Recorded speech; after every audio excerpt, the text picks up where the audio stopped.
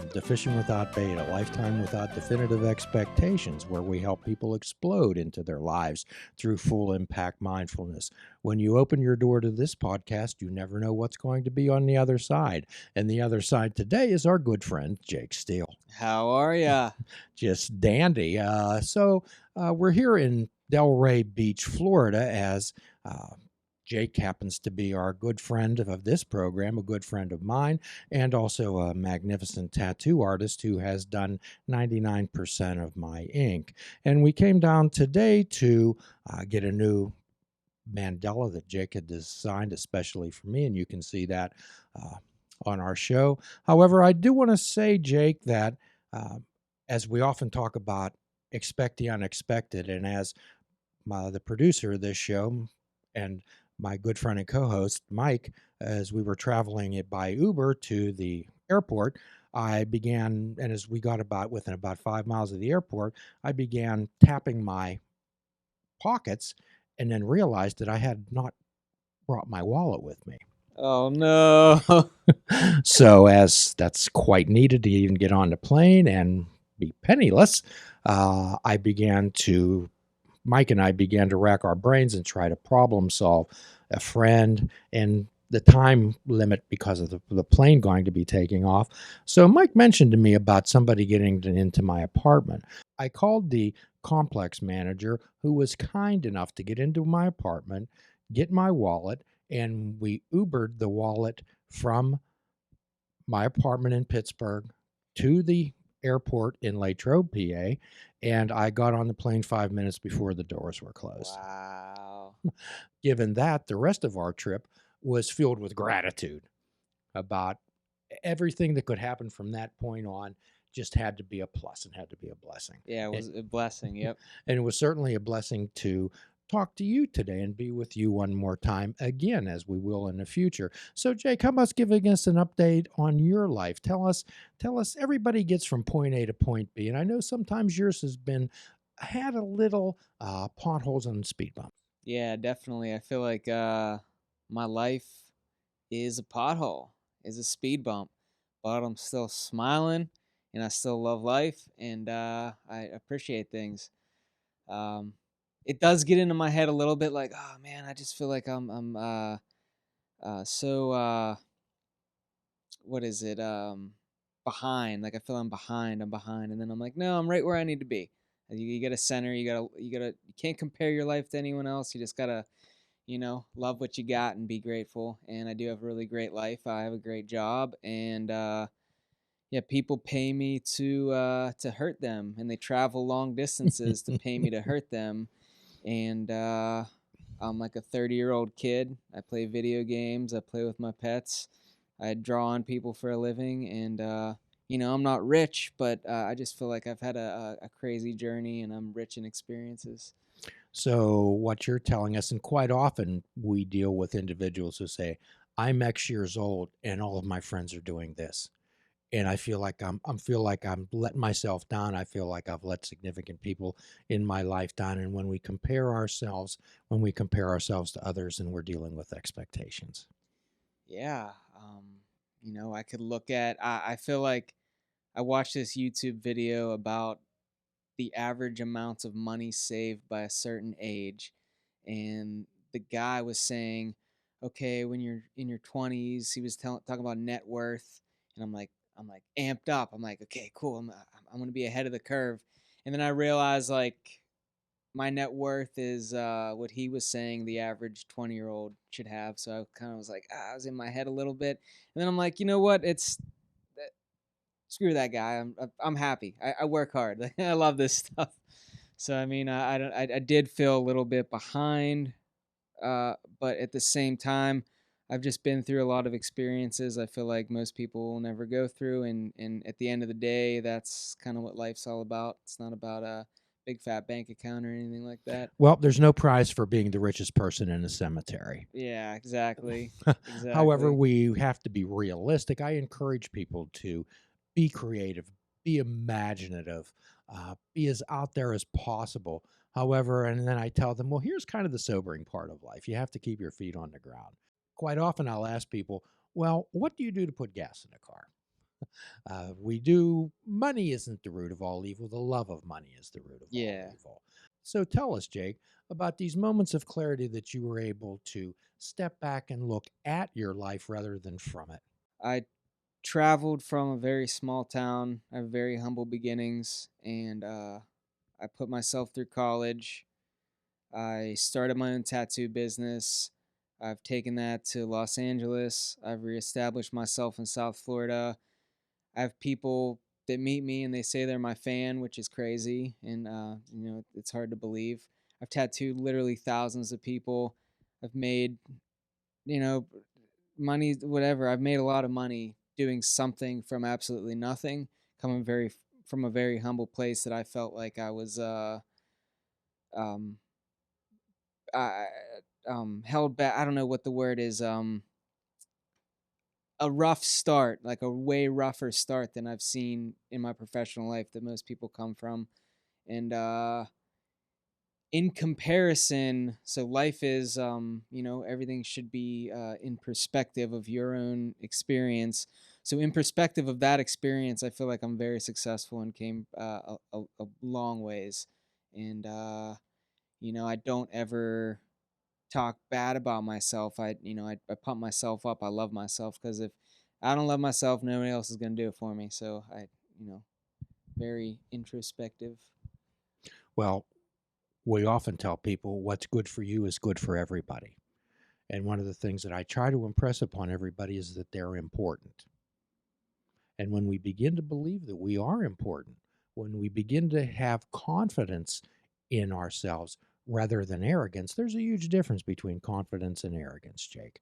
And it's sometimes we all have a bit of arrogance about ourselves.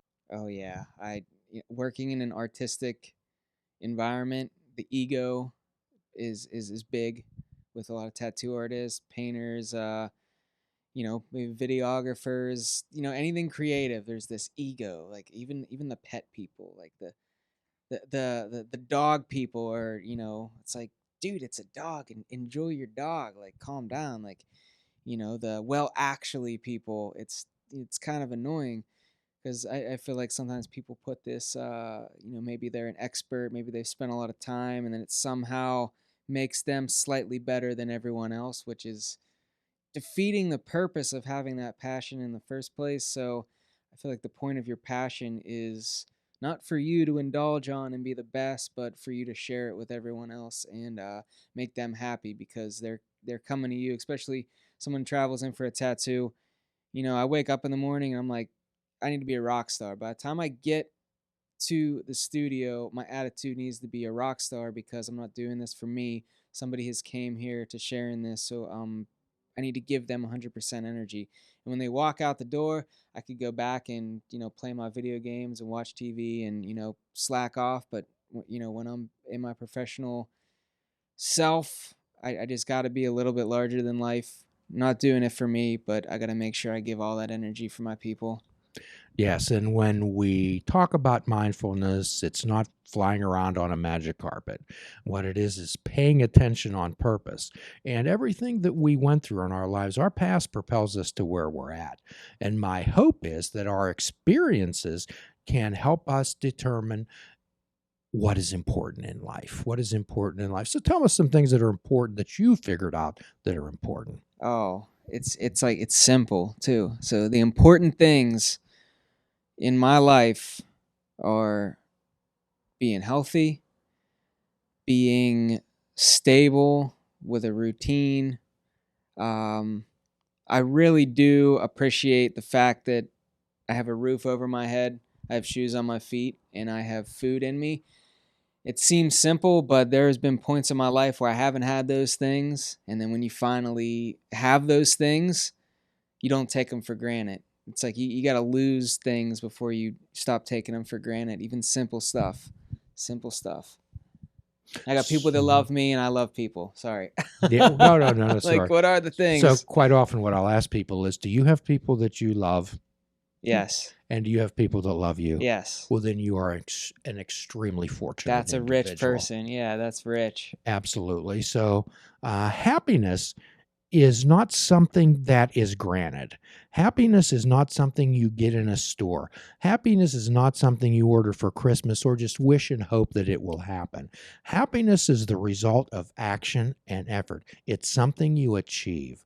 So tell us some of the things that you've done to achieve happiness, Jake. To achieve happiness. There was a point in my life where I thought being the biggest, baddest rock and roller, um, famous band, famous artist, success, money, I was like, that is my happiness. And then you put about 10 years of work into something and you realize you're never going to get there. That's not going to bring you happiness. So, what has really brought me happiness, not the millions of paintings or tattoos or anything like that, but it is the self-respect and the confidence that I have through all of that diligent work at the end of the day.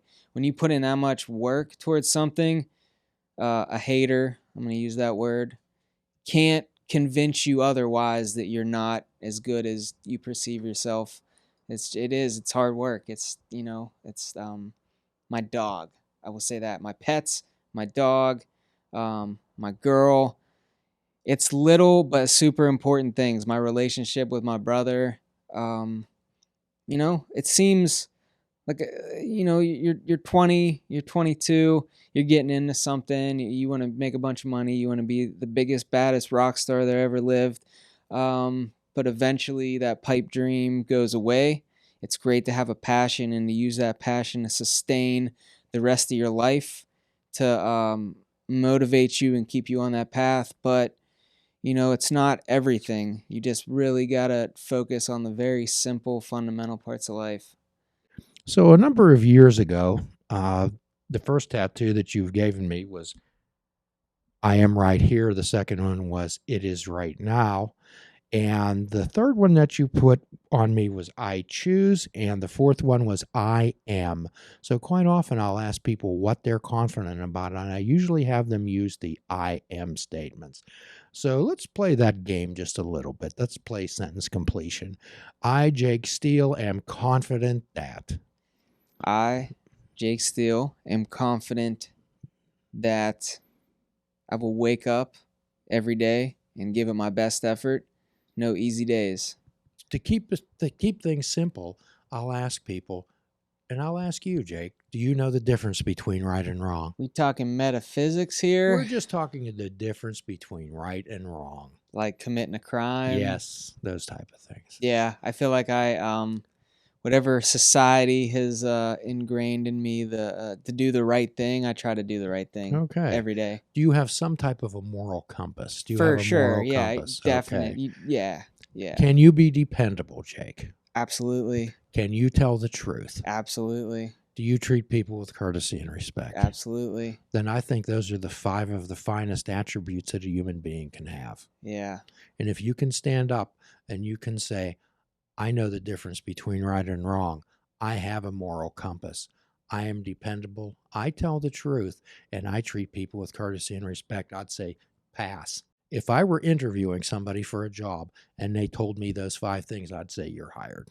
it's rare. I feel like people at the top of the game are like that, and you people are striving to get there, but to find that package is, especially like building friends. I feel like if both parties have that, you can become instant friends. You could be friends for a lifetime. But if you're lacking that a little bit of respect and that integrity, it's just gonna be hard to bond with people. Well, let me ask you this, Jake, dealing with your partner. Do you believe that she understands you? 100%, yeah. Do you believe she listens to you? Yeah, Do you believe she respects you? absolutely. Do you believe she treats you as an equal? Yeah, Do you believe that she gives you the benefit of the doubt? yeah, Do you believe that she gives you the freedom to decide? yeah, Then, Jake, she checks all of the yeah, boxes, and I hope you do the same with yeah. her. Legit. Yeah, So, if you have those things going on, that checks all the boxes. And quite often, what I'll ask people is, particularly young ladies, I'll say, when you can look at your partner and say, I can live perfectly fine without you. However, it's so much better with you. And if 2 yeah, people can share that type of concept with each other, then you have a wonderful relationship. yeah. That's what it is. That's what it is. Well, my You know? challenge for you, Jake, is Oh, to tell man. her that tonight. Oh man. After I take her to or during my casino trip. She'll be like, wow. And the casino? I'll pull a snow cone out of my pocket. I'll be like, I have this too. It's over. There's so many Hat trick. there's so many unsaid words that exist between people. So many unsaid words, and most conflicts, misunderstandings, and resentments occurs because we assume that the other person knows how we think and feel. Yeah. We assume it. So I'm guessing that you're able to tell her how you think, how you feel, and what your needs are, and she's able to say to you, "Thanks for letting me know." Yeah. Yeah. So I hope you're beginning to realize what a special person you have in your life. Yeah. I've taken care of her. She's taken care of me.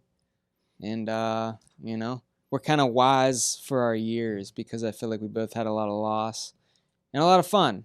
So it was like there's a lot of wisdom just in our young selves. Well, Jake, I hope you understand and have confidence in the fact that you've packed a lot of living in your life. Oh yeah, I'm lived. I'm good. And Like, you've earned your seat anywhere. Yeah, I lived. Absolutely. Okay. So to wrap things up today, what type of message do you have to deliver to our friends who've come to know you actually over the years? There's this one podcast that I listened to, and they said there's like your 3 truths. It's like, so what is like your 3 truths? I don't know. I'm just I love that podcast. I love that I'm on a podcast right now, and I get the opportunity to answer. It's like a similar question. Let's see. Number 1, believe and love yourself more than anyone else does.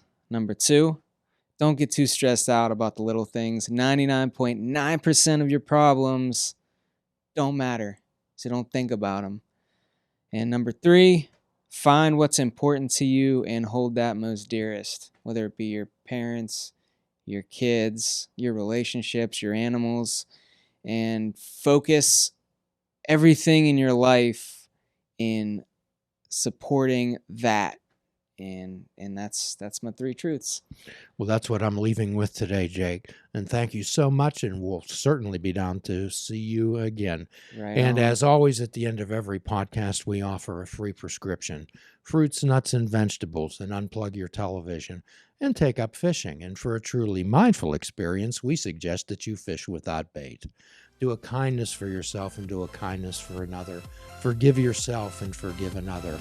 Till all are free, none are free. Namaste, my friends. Please check out our website at fishingwithoutbait.com, where you can listen to the show, comment on our discussions, and find out where you can subscribe to our podcast. If you're interested in flying the colors of Fishing Without Bait, click the shop icon on our website. We have clothing, mugs, cell phone cases, and so much more. Show the world that you fish without bait. This show is a member of the Sorgatron Media Podcast Network. Find out more at sorgatronmedia.com.